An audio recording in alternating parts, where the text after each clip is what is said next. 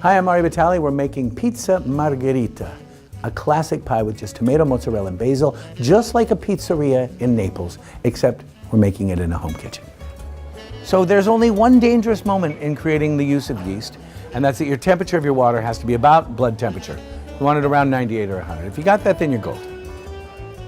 You can see the yeast is now puffing up. It's making its move. It's actually starting to live because it's feeding on the sugar. If you had put salt in there already, it would have slowed down the growth because the salt actually kills it. The key to all pizza and pasta is understanding that the bread or the noodle is everything. Like real pizza is made with exactly these ingredients. The only thing they have is a 500-degree oven, so it puffs up more. This won't puff up so much, but it'll puff up. Anybody can make this. That's why it's such a good thing. I cook for my family all the time, but I cook for like our holidays. Like I'm the kind of guy that in August, I'm mapping out my New Year's, my Christmas, and my Thanksgiving menus, getting them all in order, deciding the wines. I'm a Virgo, that's where we live. Not much we can do about that.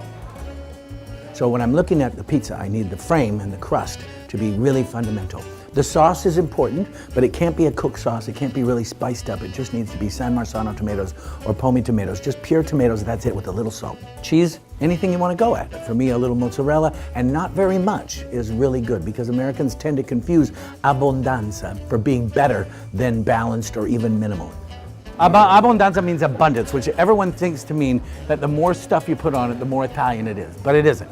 Italian is all about balance. So I'm always looking for less stuff on it, higher quality, and a char around the base and on the bottom.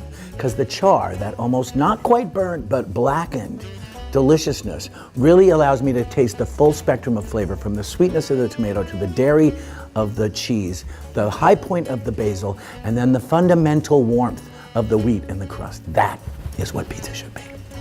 Oh, yes.